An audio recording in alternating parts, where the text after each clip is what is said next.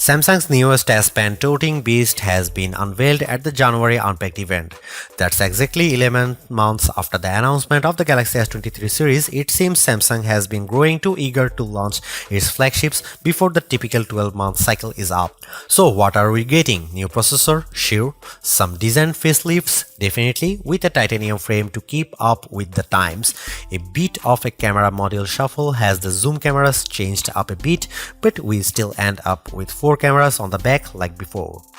And we now get to see the Galaxy S24 Ultra go completely flat screened. There's just ever so slight arc at the edge of it, so it fuses into the frame seamlessly. Samsung has been reducing the edge curve over the past few years. If you are still a fan of it, it looks like the Galaxy S23 Ultra may be your last chance to get a phone with an edge screen for a while. The good news is that we do expect Samsung to keep selling the S23 Ultra as a reduced cost model over the next year. But back to present times, Samsung has launched a trio of Galaxy S24 device, and of course you can expect a Galaxy S24 review and S24 Plus review as soon as we put them through the full slew of benchmarks. The Galaxy S24 Ultra will be available with a brand new Qualcomm Snapdragon 8 Gen 3 mobile platform for Galaxy all over the world instead of having an Exynos variant as in years past.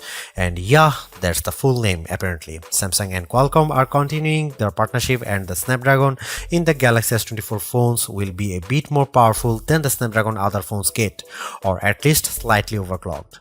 For what it is, Snapdragon 8 Gen 3 is an extremely powerful processor, no doubt, one that enables the AI trickery that the S24 can do with pictures and live translations. We recently reviewed the Asus ROG Phone 8 Pro, which has the Snapdragon 8 Gen 3, and it crushed benchmarks. Of course, we have to test Samsung's optimizations before making a blanket statement here. Naturally, the S24 Ultra will launch with Android 14, with Samsung's One UI 6.1 reskinning the operating system to an unrecognizable level. Not to say that's bad, One UI has grown and evolved over the years to not only be feature-packed but also user-friendly. So long as the user does spend time with the phone, there are quite a lot of things to do with it, like split-screen screens, which you can save and recall at any time, floating your windows, taking long screenshots, or nothing on your screenshots with the S Pen. Ah yes, the S Pen suite comes with even more features like controlling the phone with air gesture from the stylus, using it as a mouse cursor when hovering, and of course writing and drawing.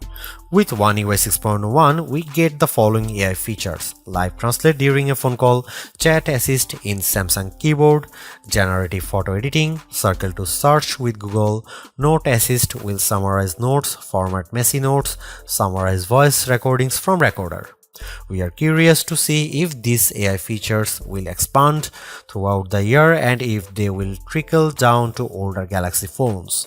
In another record-breaking statement, Samsung now pledges to 7 Android OS updates and 7 years of security patches.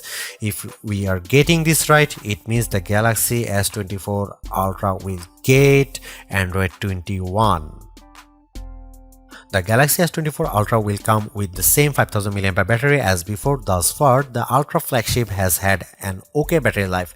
Definitely not bad, definitely not a record breaker, but dependable for a full day.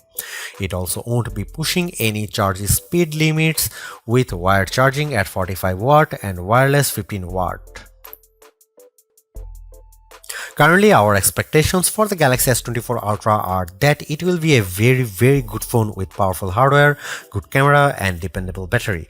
We don't expect some head-turning new features or improvements, so we are curious how far those AI tricks can go and how often Samsung will add new ones. That is to say, we don't think that Galaxy S23 Ultra owners will be rushing to upgrade to it, but it will definitely be a killer phone for newcomers. But we will see. We have to run it through our performance benchmarks and camera tests to draw a final verdict. Thanks for watching. See you in the next one.